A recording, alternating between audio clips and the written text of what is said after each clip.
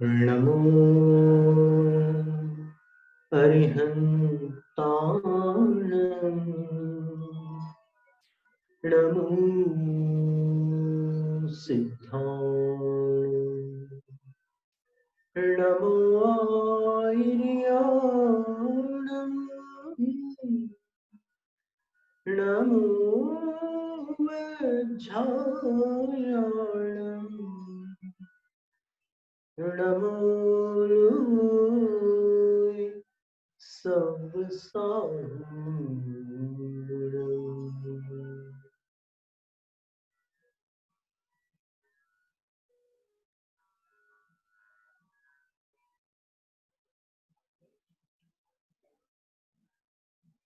बस ऐसे सीधे बैठ जाना, हाथ जोड़ करके।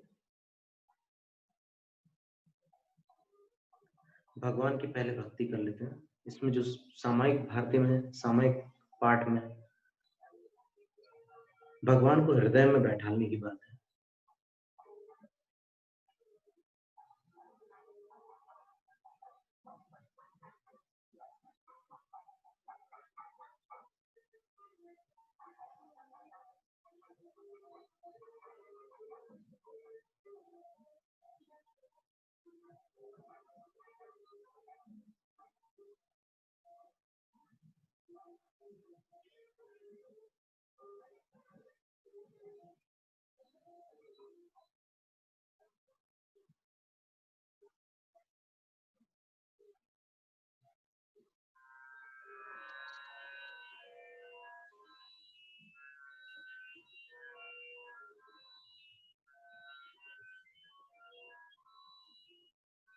शरीर को दोनों तरफ संतुलित कर लेना।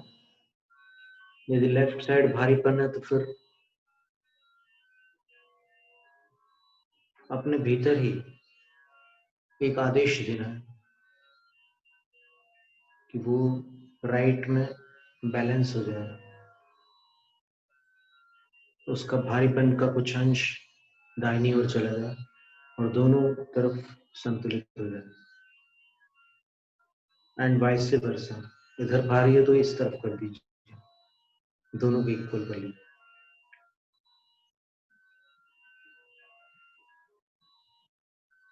जग कल्याणी परिणति से जो व्यापक गुण राशि, भावी सिद्ध विबुद्ध जिनेश्वर कर्म पाश नाशी। जिसने ध्येय बनाया उसके सकल दोष हारी, वे देवों के देव रहे मम उर में अविकारी। भगवान की प्रवृत्ति इस धरती पर जब जब अरिहंतों का विचरण हुआ है, तो उन्होंने अपनी प्रवृत्ति के द्वारा संपूर्ण जगत का कल्याण किया है।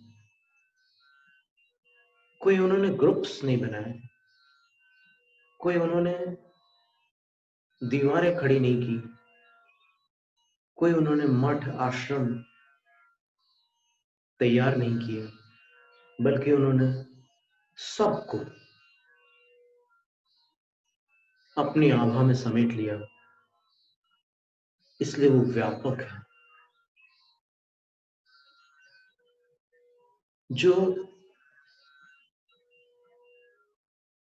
अपने को दूसरों से अलग करके छोटे छोटे समूह बना लेते हैं, वो संकीर्ण हो जाते हैं। पर जिनेंद्र भगवान ने सबको स्थान दिया, वो व्यापक हो गए।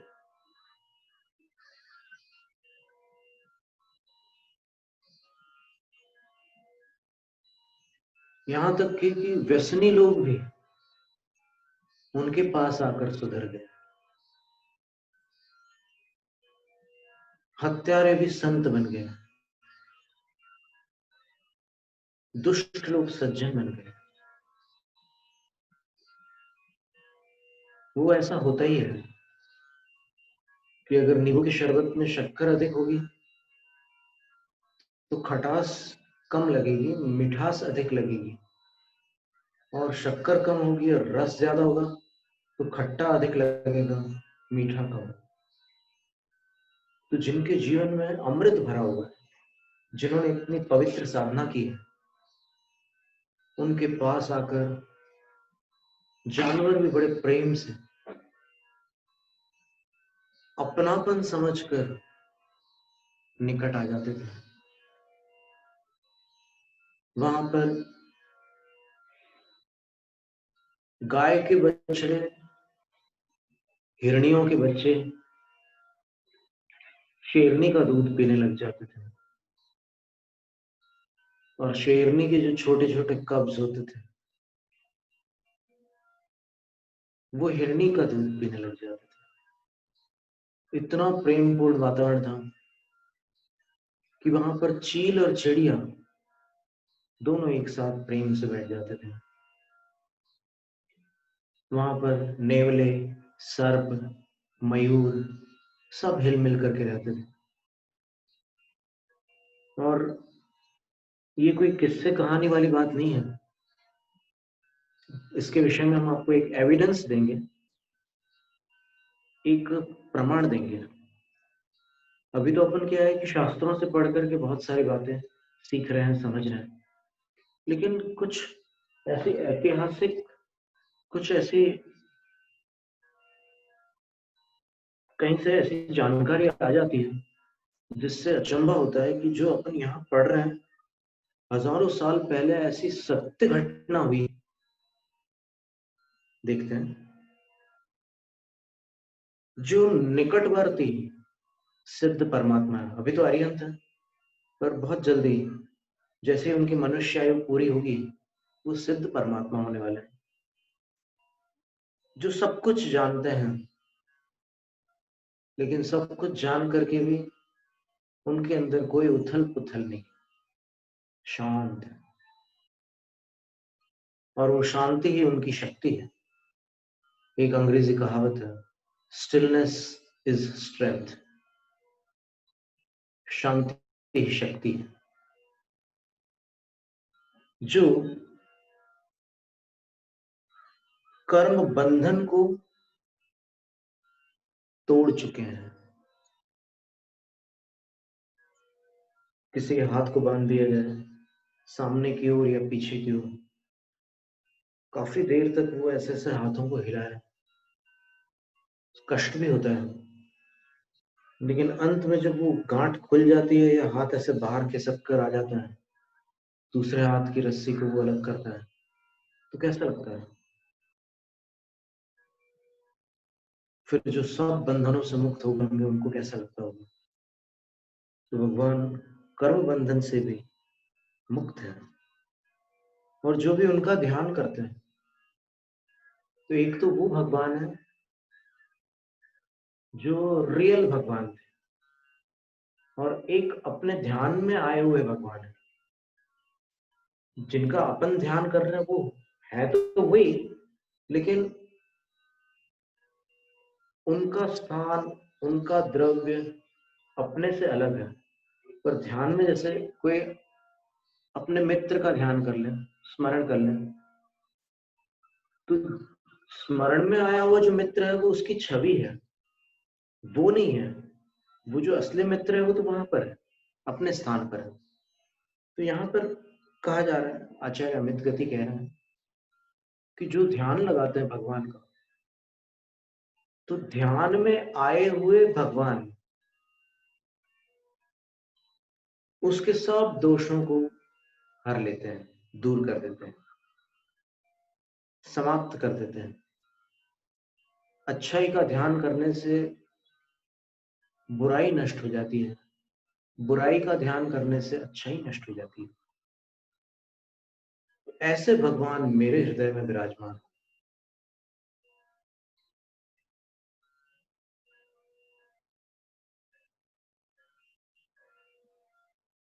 इसके बाद कहते हैं वो हृदय में विराजमान करने वाली जितनी प्रार्थना थी वो पूरी हुई।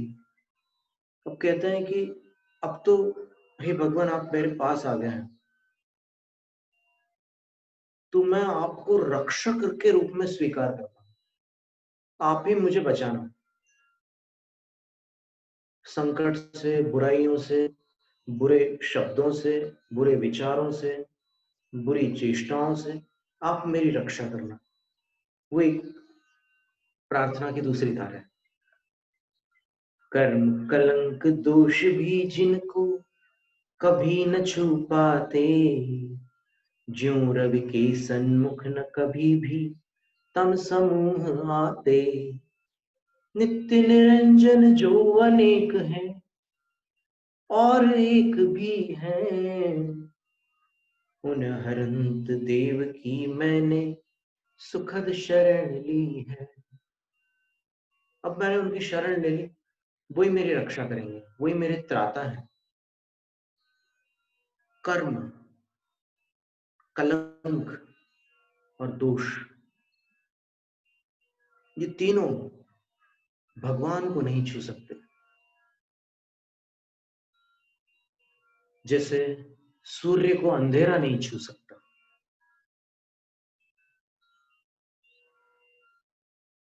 जो हमेशा के लिए परमात्मा है। एक बार जिन्होंने अपनी आत्मा को पवित्र बनाकर परम बना लिया, वो परमात्मा होते हैं।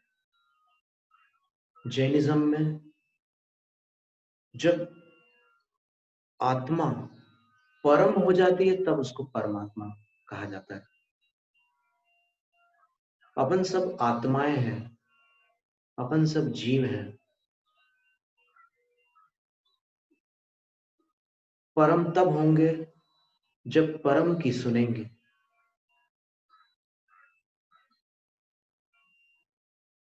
निरंजन है भगवान, उनके ऊपर मैल नहीं जमा, वो स्वच्छ हो चुके हैं। अपने मन पर मैल है, अपने वचनों में भी कभी कभी मैल आ जाता है, अपनी चेष्टाओं में भी कभी कभी मलिनता आ जाती है, पर उनमें ऐसा कुछ नहीं है। और वो अनेक होकर के भी एक है। कितने भक्तों के हृदय में है भगवान। तो शास्त्र कहते हैं कि इस जगत में भगवान के असंख्यात भक्त हैं। तो जितने भक्त हैं उन सब के हृदय में भगवान है। तो कितने हो गए भगवान? एक होकर भी अनेक हो गए। लेकिन अनेक होकर के भी भगवान तो भगवान एक ही है। स्वरूप की अपेक्षा से भगवान एक है, पर वैसा स्वरूप जितने जीव प्राप्त करेंगे, जितनी आत्माएं प्राप्त करेंगी, उतनी आत्माएं परमात्मा हो जाएंगी।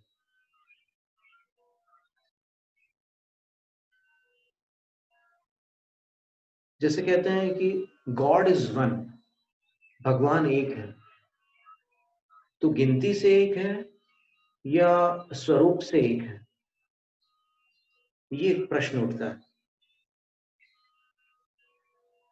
तो इसका समाधान यहां पर भारत के बहुत से दर्शन हैं, उनमें जो ये अनेकांत दर्शन, जैन दर्शन जिसको कहते हैं, इसमें ऐसा बताया है कि जो भी आत्मा परम होने का पुरुषार्थ करके अपने आप को निर्मल बना लेगी, वो आत्मा परमात्मा हो जाएगी। जैसे महावीर स्वामी थे, तो महावीर स्वामी शुरू से परमात्मा नहीं थे। आदिनाथ भगवान के समय वो पुरूरवा भील थे,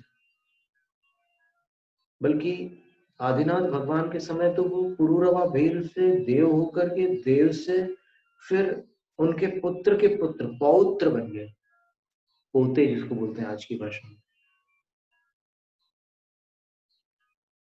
वो महावीर स्वामी के जीव थे, भरत चक्रवर्ती के पुत्र थे।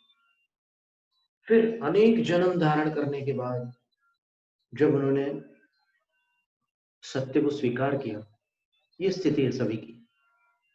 सत्य को जब तक अस्वीकार करते हैं तब तक भटकते हैं, और स्वीकार करने के बाद अटकन और भटकन दोनों समाप्त हो जाती है। तो ऐसे अरहंत भगवान की मैंने शरण ली है, अब वही मेरी रक्षा करें। फिर कहते हैं,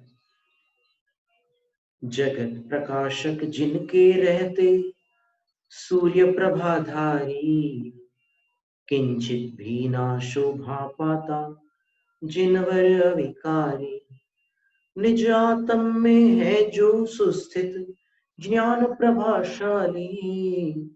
उन अरहंत देव की मैंने सुखद शरण पाली। सूर्य जहां तक उसका प्रभाव क्षेत्र है, वहीं तक अपनी प्रभा को प्रसारित करता है। अर्थात जैसे अभी यहाँ पर दिन है, कहीं रात भी है, लेकिन भगवान का जो ज्ञान रूपी प्रकाश है वो संपूर्ण जगत को जानता है, प्रकाशित करता है। तो वो प्रकाश फिजिकल लाइट नहीं है, the light of consciousness, knowledge, वो ज्ञान का प्रकाश है, उससे सब कुछ जान लेते हैं। इसलिए प्रकाशमान होते हुए भी सूर्य भगवान के सामने फीका पड़ जाता है। और भगवान कहाँ विराजमान है? वो अपने में विराजमान है। और बाकी संसारी जीव जहां जहां उनका मन भटक रहा है वो वहां भटक जाते हैं, भगवान अपने में रहते हैं। और उनके पास जो प्रकाश है वो यही चैतन्य प्रकाश है। ऐसे भगवान को मैंने शरण स्वीकार कर लिया है, अब वो मेरी रक्षा करें, ऐसी प्रार्थना की।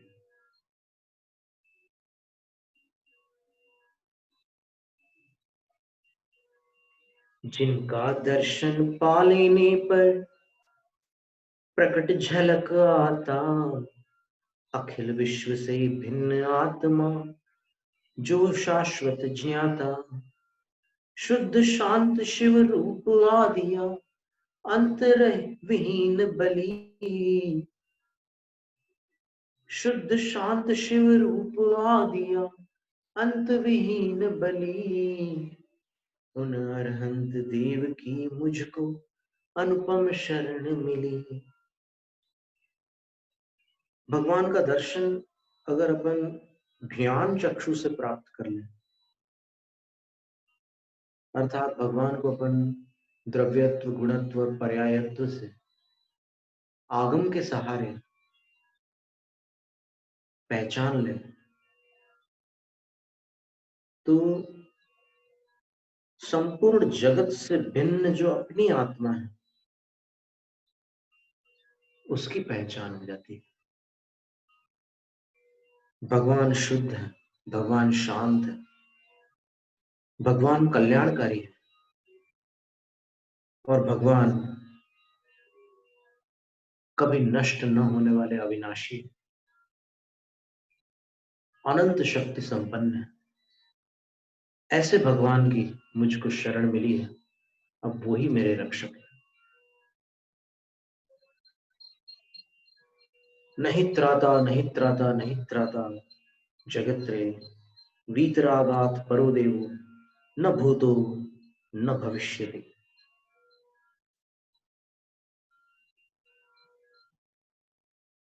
जो मद मदन ममत्व शोक भय, चिंता दुख निद्रा जीत चुके हैं निज पौरुष से, कहती जिन मुद्रा। ज्यों दावानल तरु समूह को शीघ्र जला देता, उन अरहंत देव की मैं भी सुखद शरण लेता। जिन्होंने अभिमान को नष्ट कर दिया, मैंने जो घमंड नहीं करते, जिन्होंने काम को जीत लिया, जो कामाभिलाषा नहीं करते, जिन्होंने मेरा तेरा इस माया को जीत लिया, जो शोक रहित है, वियोग के दुख को शोक कहते हैं। तो क्या वियोग होगा? केवली भगवान के केवल ज्ञान में तो त्रिलोक त्रिकाल सब कुछ समाया हुआ है, तो उनसे क्या अलग हो सकता है? शोक रहित है, भय रहित है, कोई अस्त्र शस्त्र वस्त्र कुछ नहीं, क्योंकि डर नहीं है। भय मुक्त होने के कारण उनको इनकी आवश्यकता ही नहीं। और भय मुक्त होने का जो उन्होंने पूर्व में पुरुषार्थ किया, उसमें प्रधानतया तपस्या थी। तपस्या एक ऐसा उपाय है जिससे भय दूर होता है।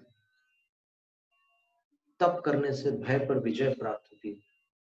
और तप में कुछ ऐसे तप हैं, जैसे उपवास है, एक ऐसा तप होता है कि जिसमें एकांतवास करते हैं, ऐसे स्थान पर चले जाते हैं जहां पर कोई आवागमन न हो। फिर वहां कभी सर्प सामने आ जाते हैं, कभी छिपकलियां आ जाती है, कभी गो सामने आ जाती है, गोहेरा सामने आ जाता है, कभी अन्य वन्य प्राणी भी वहां पर सामने आ जाते हैं, नेवले आ जाते हैं, कभी स्ट्राइप लिजर्ड वगैरह, जो सांप की मौसी कहते हैं इसको, वो आ जाते हैं। और कभी कभी तो जो जंगली बिल्लियां होती है, जंगली कुत्ते होते हैं, भेड़िए होते हैं, और चीते होते हैं, और पट्टे वाले शेर और बबर शेर तक भी उनके सामने आ जाते हैं। और वो इतने शांत रहते हैं। उसमें एक बात ऐसी है कि अगर पूर्व काल में उन प्राणियों का आपने कुछ नुकसान किया होगा तो वो आपका नुकसान करेंगे। अन्यथा जिसके हृदय में भय नहीं है और जिसके हृदय में हिंसा नहीं है, उनको हिंसक प्राणी कभी भी नुकसान नहीं पहुंचा। वो उनके पास आकर के मित्र बन जाते हैं, और उनको भी वैसा कुछ लगता नहीं उन प्राणियों के साथ। जैसे चिन्मय सागर महाराज श्री का एक वीडियो आपने देखा होगा, जंगल वाले बाबा, उनको हिरण चाट रहे हैं, पूरे शरीर को, चेहरे को, छाती को, हाथों को, सब जगह से हिरण चाट रहे हैं। आचार्य शांति सागर महाराज जी के शरीर से सांप लिपट गए हैं। कम से कम 5 बार तो वर्णन मिलता है कि उनके शरीर से सांप लिपट जाते थे। वो कुछ करते नहीं थे, बस उनको अच्छा लगता था, और वो बैठे रहते थे ध्यान में। ध्यान में ऐसी तरंगे आती कि कई बार एंजल्स आ जाते हैं, डिएटीज आ जाते हैं, कई बार देवतागण भी आ जाते हैं उनके आसपास। उनको बहुत अच्छा लगता है। ध्यान की ऐसे निर्मल तरंग होती है कि बड़ा ही अच्छा लगता है। चिंता रहित है, क्योंकि चिंता का कारण भय है। जो भय रहित होता है उसको चिंता नहीं। निडर व्यक्ति को क्या चिंता। दुख से रहित है, दुख को जानते हैं लेकिन दुखी नहीं होते। अब तो वो उससे भी छूट चुके हैं। निद्रा नहीं लेते, निद्रा भी समाप्त हो चुकी है उनकी। और ऐसा नहीं कि परेशान होने के कारण नींद उचट गई हो, निद्रा पर विजय प्राप्त करके उन्होंने उसको नष्ट किया। आचार्य शांति सागर महाराज जी ने जिन्होंने ब्रह्मचर्य व्रत लिया था, वो सिद्धप्पा स्वामी थे। अब क्या है कि आज वो रिकॉर्डिंग्स, ऑडियोज, वीडियोस उपलब्ध नहीं है उस जमाने के, न ही फोटोग्राफ्स उपलब्ध है। सिद्धप्पा स्वामी के एक दो चित्र मिलते हैं। उन्होंने आचार्य शांति सागर महाराज को बतलाया था, जब वो सात गौड़ा पाटिल थे, उन्होंने दीक्षा नहीं ली थी, तब उन्होंने बताया था कि सिद्धप्पा स्वामी, वो खुद कह रहे हैं कि मैंने ऐसे साधु के दर्शन किए हैं जो लगातार 18 दिन बिना सोए रह लेते थे, 18 दिन तक नहीं सोते थे। तो निद्रा को जीतने का भी पुरुषार्थ किया जाता है। लेकिन ये मार्ग सामान्य मनुष्य को सुनने में बहुत कठिन लगता है, पर जो साधना करते हैं उनको साधना का इतना स्वाद आता है, इतना आनंद आता है कि उनको ये सब करना अच्छा लगता है। तो वो परेशान नहीं होते, वो आनंदित होते हैं। तो जिन्होंने ये सारे विकार समाप्त कर दिए हैं, अब कोई पूछे कि कैसे पता चला कि उनने विकार समाप्त कर लिए? अपन विकारों को तो पुरुषार्थ करके समाप्त किया जाता है, उन्होंने विकार समाप्त कर दिए, ये कैसे पता चला?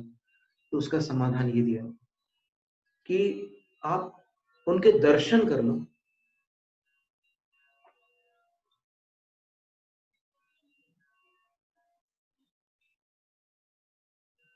मंदिर के शांत वातावरण में जब शोरगुल अधिक न हो, तब भगवान की छवि को एकटक निहारने से ऐसा महसूस होगा कि इन्होंने विकारों को जीता है या नहीं, ये प्रश्न करने की मुझे आवश्यकता नहीं है, क्योंकि इस प्रश्न का उत्तर भगवान की छवि दे रही है, क्योंकि ऐसी छवि किसी विकारी की नहीं हो सकती। उनकी मुद्रा बताती है कि वो निर्विकार है। उनकी आंखें देख लीजिए, उनके होठ देख लीजिए, उनके कंधे, उनके हाथों की मुद्रा देख लीजिए, ध्यान मुद्रा, उनके चरण, उनके एक एक अवयवों को देखो तो लगता है कि वो कोई मनुष्य का आकार ना होकर वो शांति का आकार है। जैसे जंगल में आग लगती है तो सब पेड़ जल जाते हैं, उसी प्रकार भगवान ने अपने अंदर ध्यान की आग लगाई, तो उस ध्यान की अग्नि ने सब दोषों को भस्म कर डाला। ऐसे भगवान की मैं शरण लेता हूं, वो मेरी रक्षा करेंगे, ऐसे मेरी प्रार्थना है।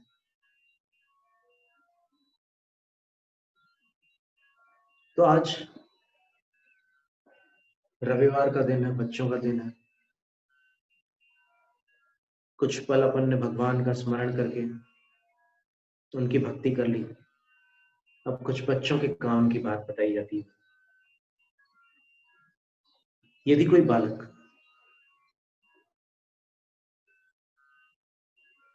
जैसी भी उछल कूद करना हो करते रहे, लेकिन दिन में थोड़े समय के लिए शांत बैठना सीख ले। कोई कुछ भी कर ले,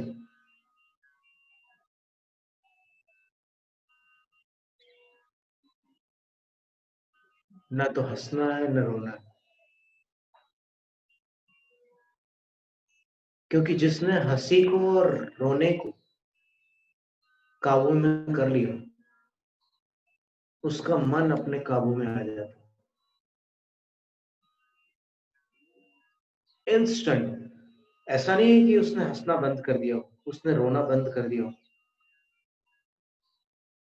वो इमोशंस के फ्लो में, भावावेश में ये स्थितियां बनती है, लेकिन उसके अंदर एक ऐसी क्षमता पैदा करना जरूरी है। हर बच्चे के अंदर वो क्षमता पैदा हो सकती है कि यदि वो चाहे तो वो अपने आप को संभाल सकता है, अपने आप को थाम सकता है, हंसी को भी थाम सकता है। ऐसा नहीं कि तुम सीरियस हो गया, सीरियस नहीं, हंसी को रोक लिया सहज रूप से। सिर्फ एक कमांड दिया, अंदर मेंटल कमांड की जरूरत है, एक आदेश देने की जरूरत है मन को, शांत। तो शांत हो जाए। शोक हो रहा है, रोना आ रहा है, शांत, शांत हो जाए। क्योंकि रोना, हंसना, ये सब एक प्रकार से मोह का ही परिवार है। तो ये कंट्रोल सीखना होगा। मेंटल कंट्रोल सीख गया तो वो दुनिया में बहुत कुछ कर सकता है। और जिसका मन कंट्रोल में नहीं है, जो मन के कंट्रोल में है, उसको मन जीवन भर नचाता रहेगा, और अंत में उसको लगेगा कि क्या हुआ, पूरा जीवन गुजर गया, मुझे कुछ नहीं मिला। हो सकता है कई लोग उसको पहचानने लगे हो सकता है उसके पास खूब पैसा भी आ गया हो सकता है सब लोग उसका आदर करते हो, लेकिन अंदर की जो तृप्ति है वो सबसे जरूरी है। अपने से खुश रहना, ये सीखना है। अपनी खुशी के लिए किसी का सहारा लेना पड़े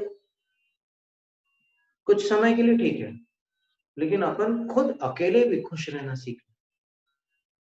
किसी का सहारा लिए बिना अपने आप में खुश रहना भी बहुत जरूरी है। तो ये काम करना है। इसलिए एक प्रैक्टिस है, वो आपको 5 से 7 दिन एक प्रैक्टिस करनी होगी कि आपको सीधे ही बैठना है। तो एक ऐसी स्थिति आएगी 5-7 दिन के बाद, किसी को थोड़ा और अधिक समय लग सकता है, 10 डेज भी लग सकते हैं, मैक्सिमम 21 डेज। फिर आप कभी ऐसे झुककर टेढ़े नहीं बैठोगे, एकदम सीधे बैठना सीख जाओगे। और फिर हम देखना चाहते हैं कि कौन ऐसा बच्चा है जो ये काम सबसे पहले कर लेता है, बिना कंपटीशन।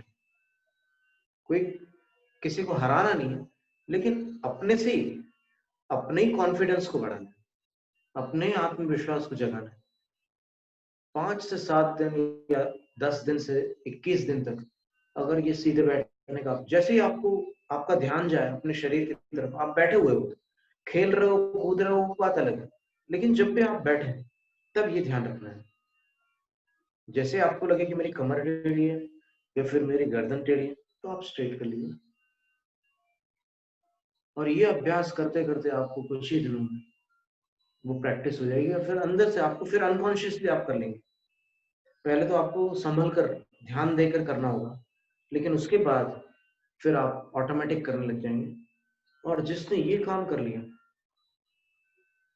बुढ़ापे में उसकी कमर नहीं झुकती। और साथ में देखिए, झुकने का भी अभ्यास आपको जरूरी है। ये नाभि में आपको छोटी उंगली लगा करके नाक से टच करना है इसको, ऐसे करके। तो बहुत से बच्चे तो आसानी से कर लेंगे, लेकिन ये काम करने की आपको आदत डालनी है।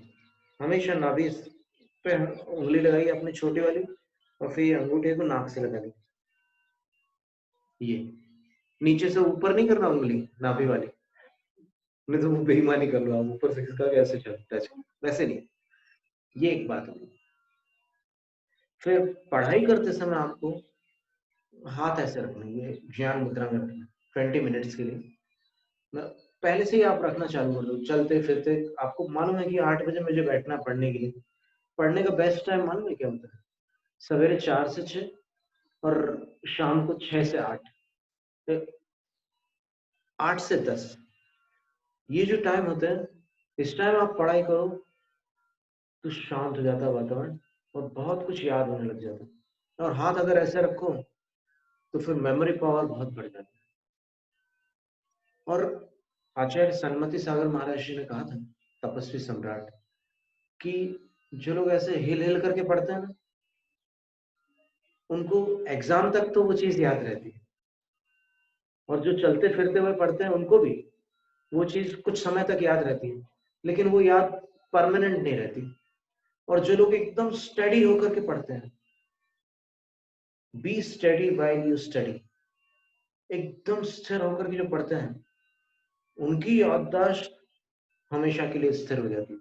वो जो भी पढ़ते हैं उनको हमेशा याद रहता है। तो स्थिर होकर के पढ़ना जरूरी है। पढ़ाई के लिए ये एक मुद्रा है। प्रथम, ये इंडेक्स फिंगर बोलते हैं अंग्रेजी में, संस्कृत में इसको तर्जनी कहते हैं। इसका एक नाम और भी है संस्कृत में, प्रदेशिनी। इसको अंगूठे से लगाना है, और इतना धीमे से लगाना है, ऐसा लगे कि जैसे आपने एक बाल पकड़ा है, एक बाल, इतना धीमे से लगाना है। और इसको ऐसे लगा करके, और उस स्पर्श को सॉफ्ट बनाए रखना। आपको बार बार वहां ध्यान रखना है कि स्पर्श में प्रेशर ना आ गया। तो कुछ ही समय में आप देखना, एकदम सेरेनिटी आ जाएगी, शांत हो जाएगा दिमाग आपका एकदम, आपको एक सुकून सा अनुभव होगा।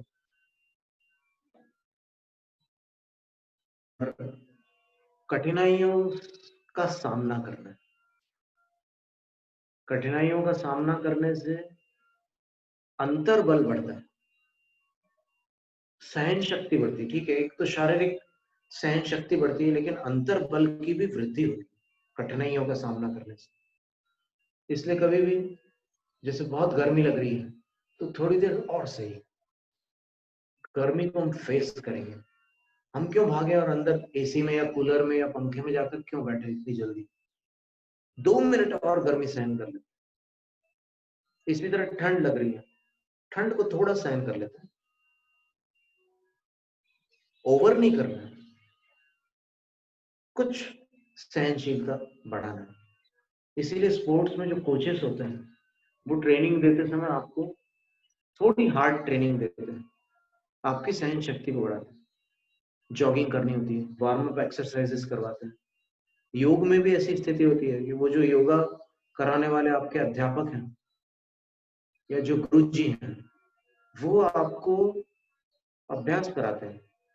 जैसे स्प्लिट्स करना, तो आपको 1 वीक में स्प्लिट्स करा देंगे, क्योंकि दर्द तो होगा। दर्द इसलिए होगा क्योंकि आपने वो काम किया नहीं है। जो काम पहली बार करते हैं तो उसमें थोड़ी सी कठिनाई तो होती है, पर फिर कठिन काम को पूरा करने के लिए लगन जरूरी है।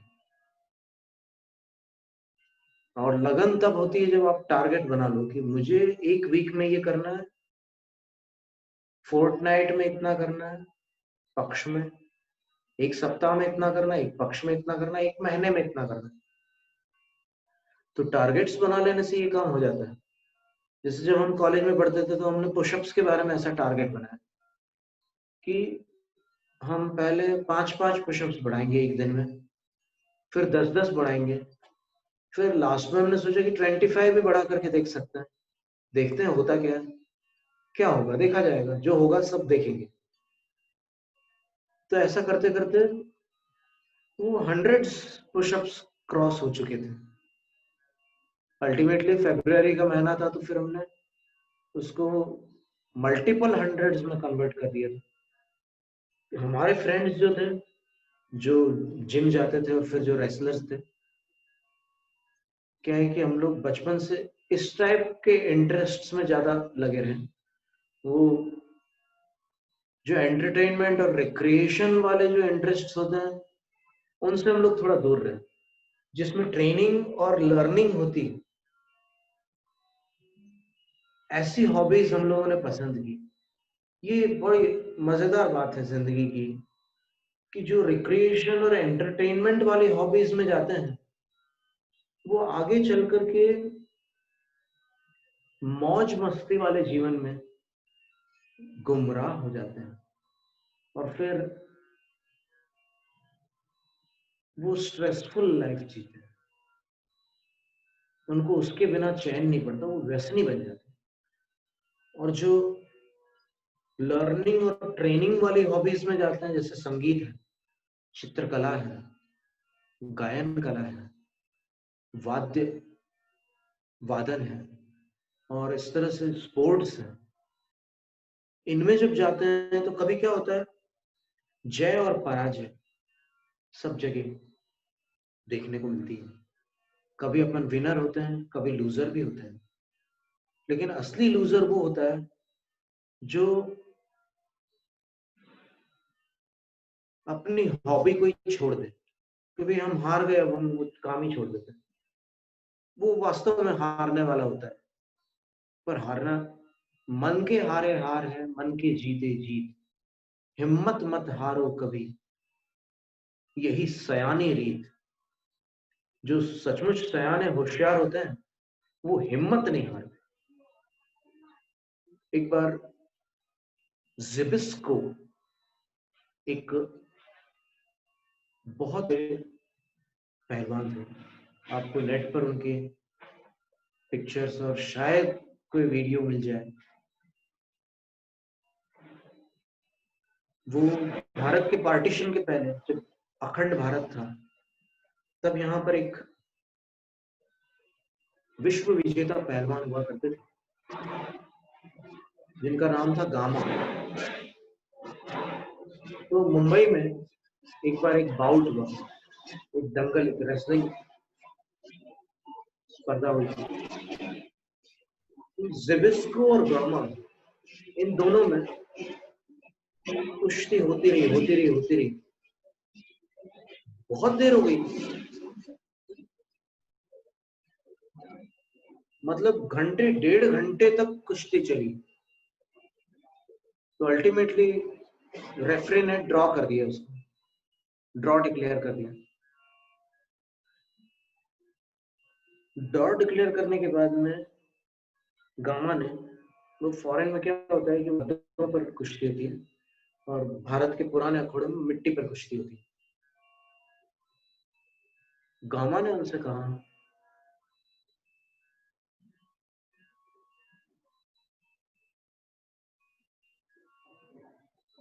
After 6 months I challenge you.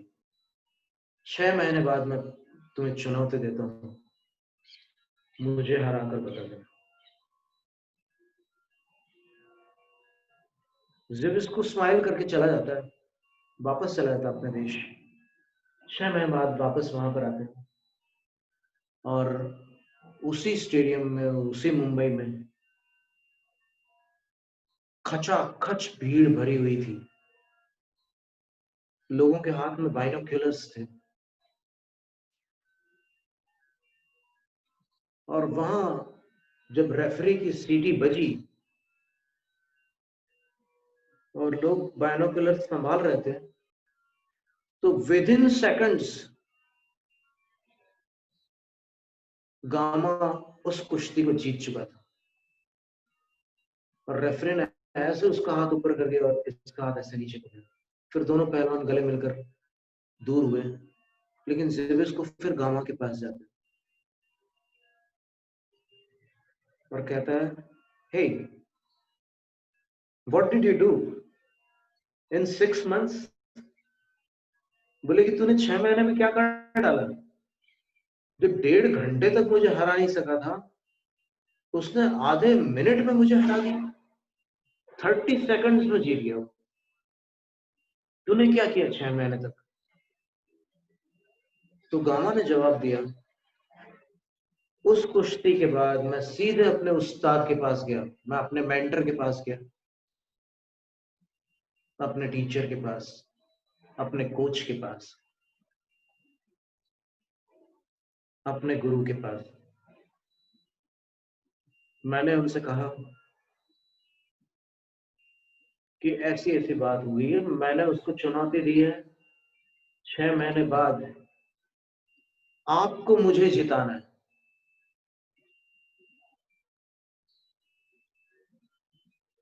गुरु कहता है, ठीक है, तू 2 नियम ले ले, तुझे कोई नहीं हरा सकता। एक, भले तू शादीशुदा है, लेकिन तुझे 6 महीने ब्रह्मचर्य का पालन कर। डॉक्टर स्टुअर्ट सवाट्स्की, एक रशियन साइंटिस्ट, उन्होंने कहा कि हर इंसान को अपने जीवन में 3 महीने ब्रह्मचर्य का, अखंड ब्रह्मचर्य का अभ्यास करना ही चाहिए। उसने 23 वर्ष तक ब्रह्मचर्य के ऊपर रिसर्च की और उसके बाद उसने ये बात कही है कि हर इंसान को 3 महीने, कम से कम 3 महीने जीवन में ब्रह्मचर्य का अभ्यास अवश्य करना चाहिए। उसको पता चल जाएगा कि इसका क्या स्वाद है, क्या रस है, इसमें क्या आनंद है।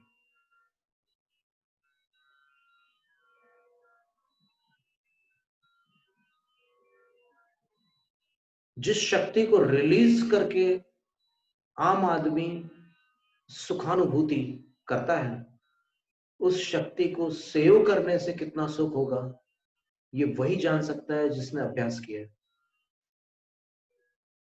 तो गामा को उसने एक 6 महीने का ब्रह्मचर्य पालने को कहा और दूसरा उन्होंने कहा कि एक काम और करना है तुम्हें, तुम्हें इतनी प्रैक्टिस करनी है, इतना रियाज करना है, इतनी मेहनत करनी है, इतनी वर्जिश करनी है, इतना व्यायाम करना है, इतनी एक्सरसाइज करनी है कि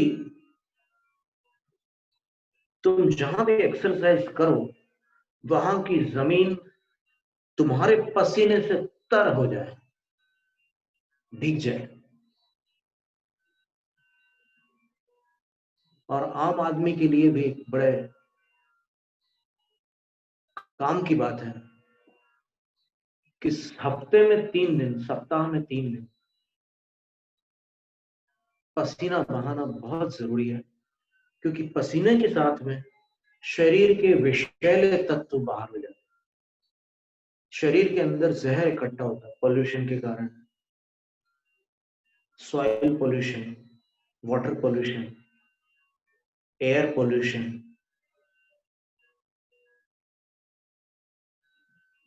माइंड पॉल्यूशन, सब जहर अंदर जमा हो जाते हैं। पसीना निकलता है तो फिर जहर बाहर हो जाता है। तो इतनी वर्जिश करना है कि पसीना निकल जाए। गामा ने वैसे ही किया।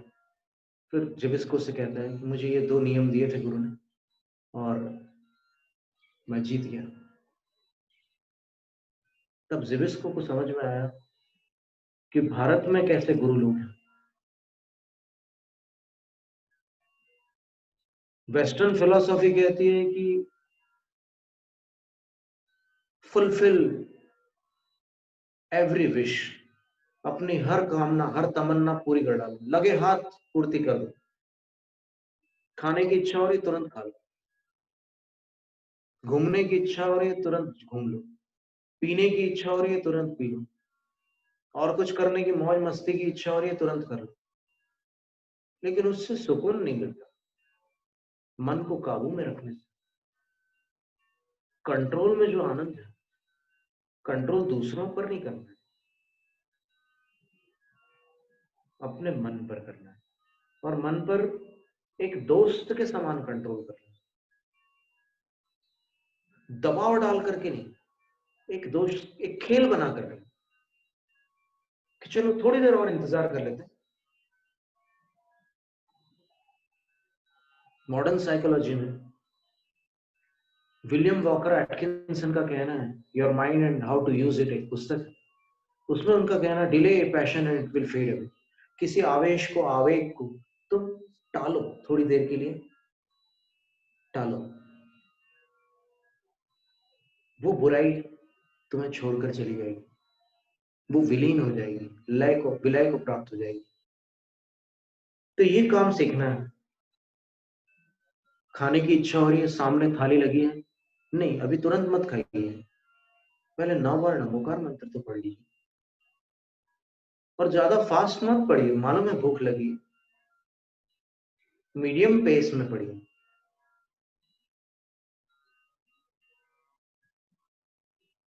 और फिर बाद में भोजन करिए। भोजन समाप्त होने के बाद और भी कुछ देख लीजिए। हम लोगों को ऐसी ट्रेनिंग मिली थी कि भोजन समाप्त होने के बाद थाली में पानी डाल करके उसको थोड़ा सा वॉश करके उस पानी को ग्लास में डालकर थाली उल्टी ढाक करके वहां से आना। तो फिर बाद में जो भी करना है जिनको, उनको थोड़ा इजी रहता है। और जो सब फैला कर मचा कर जाते हैं तो वो टेबल मैनर्स नहीं कहलाती, इल मैनर्स कहलाती। और खाते समय शुरुआत में तो ट्रेनिंग होती है। छोटे बच्चे हैं जो तीसरी कक्षा से नीचे वाले हैं, उनको सीखना होता है। और सीखने में हमेशा मजा आता है, और कठिन काम करने में और मजा आता है। लोग कहते हैं कि तू नहीं कर पाएगा, और वो काम अगर कर लो, गलत काम ना हो बस ये शर्त, तो बड़ा मजा आता है। कभी रोना, कभी हंसना, क्षमा करना। बचपन के दिन बड़े होने के बाद याद आते हैं कि उस टाइम जो भी होता था, जितना भी परेशानियां थी, मजा आता था। चाहे स्कूल हो, चाहे कॉलेज हो, जब तक विद्यार्थी थे, विद्यार्थी जीवन का जो मजा है वो जो हमेशा विद्यार्थी बना रहेगा उसी को मिलता है। तो ये कुछ सीखने की बातें थी। दोस्त किसको बनाना, एक सवाल आता है। तो उसका बड़ा सुंदर जवाब एक प्रोफेसर ने दिया था कि जिसकी बातों से आप बोर ना हो। एक बात, दोस्त उसको बनाओ कि जिसकी बातों से आप बोर ना हो। नहीं तो कभी कभी क्या होता है कि वही दोस्त आपस में ही एक दूसरे की उड़ाते हैं। जैसे हमने अमरावती में देखा था कि कोई कुछ बोलना चाह रहा है तो एक दोस्त उसका ऐसे मंजा लपेट रहा है, मतलब इसका उसके इशारे से ये संकेत मिल रहा है कि अब ये बहुत देर तक बंद नहीं होने वाला है इसका मुंह, तो मंझल हो गए। तो इतना बोरिंग भी ना हो, एक्साइटिंग, जिसकी बातें मजेदार लगती है। अब वो किसी को किसी की बात अच्छी लगती होगी, किसी और को किसी और की बात अच्छी लगती होगी, जरूर नहीं है कि एक ही व्यक्ति की बात सबको अच्छी लगे। कोई ऐसे भी व्यक्ति होते हैं जिसकी बात सबको अच्छी लगती है। एक बात ये हुई बातों वाली। दूसरी बात ये है कि दोस्त उसको बनाया जाए जिसकी अच्छाइयों को और बुराइयों को, दोनों को आप जानते हो। ऐसा ना हो कि आप अच्छाइयों को जानते हो और बाद में पता चले कि बहुत बुराइयां भी इसके अंदर भरी हुई है। तो जिसकी अच्छाई और बुराई सबको आप जानते हो, और अच्छाई बुराई को जानने के लिए उन्होंने जो ऑप्टिमल टाइम बताया वो 5 वर्ष बताया। 5 साल में अच्छाई बुराई की पहचान हो जाती है। कभी कभी कुछ अच्छे लोग बुरे बन जाते हैं, कब कुछ बुरे लोग अच्छे बन जाते हैं। तो अच्छाई बुराई को जानने के बाद भी आपका मन करता है कि उसको मैं न छोड़ूं, तो उससे आप दोस्ती कर सकते हैं। और तीसरी बात बताई कि मौका मिलने पर भी जो आपसे गलत फायदा ना उठा ले, उसको दोस्त बनाना। कई बार उसको मौका मिले कि आपका नाजायज फायदा उठा ले, पर वो नहीं उठाता, तो ऐसा व्यक्ति दोस्त बनाने लायक होता है।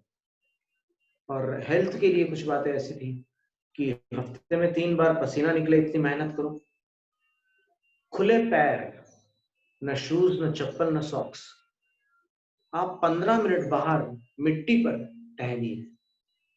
मिट्टी पर टहलने से शरीर में से बहुत सारा विष, बहुत से नुकसान पहुंचाने वाले तत्व शरीर से अलग हो जाते हैं और अपने को स्वास्थ्य लाभ होता है।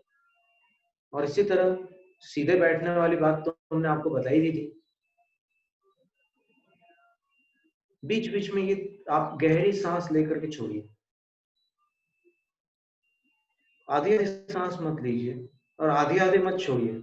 अक्सर ऐसा होता है कि आधी भरते हैं और आधी छोड़ते हैं, तो कार्बन डाइऑक्साइड तो परमानेंट अंदर भरा रहता है लंग्स में।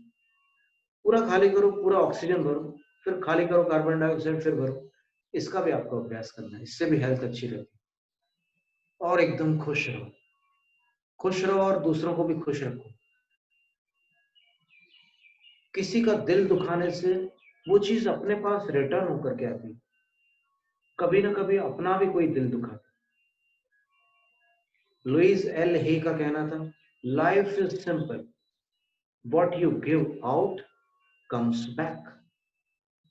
आप खुशियां बांटेंगे तो आपको खुशियां मिलेंगी, आप दुख देंगे तो आपको भी दुख मिलेंगे। रोज सवेरे दर्पण के सामने अपने आप से जय जिनेंद्र, एकदम दिल खुश हो जाए ऐसे जय जिनेंद्र करो। और अपने को देखकर, अपने प्रतिबिंब को देखकर, अपनी आंखों को देखकर आप अपना चेहरा ऐसे सुधारो मत। वो तो सब लोग करते ही हैं, लेकिन ऐसे देखकर वो जैसा भी हो चेहरा, उससे दोस्ती कर लो। जो अपना बेस्ट फ्रेंड होता है, सब लोग उसको अपना बेस्ट फ्रेंड बनाना चाहते हैं। तो आईने के सामने खड़े होकर बोलो, I can do what I want to do. जो मैं करना चाहता हूं वो कर सकता हूं। ये कॉन्फिडेंस बढ़ाने वाला एफर्मेशन है। I can be what I want to be. मैं जो बनना चाहता हूं वो बन सकता हूं।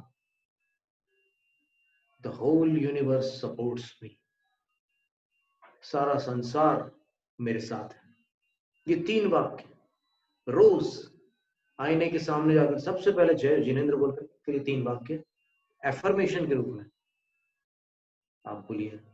फिर देखिए जीवन में क्या आनंद है। एक हफ्ते में आपको फर्क मालूम पड़ने लग जाएगा, और 1 महीने में तो आप ऐसा लगेगा जैसे हवा में उड़ने लग गए हैं।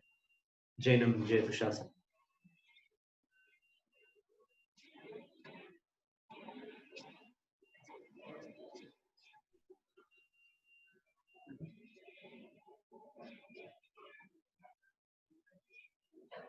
सभी बच्चों ने गुरुदेव की सुंदर सुंदर बातें सुनी तो क्यों ना हमारे सभी बच्चे हाथ जोड़कर गुरुदेव के पावन चरणों में विनय करें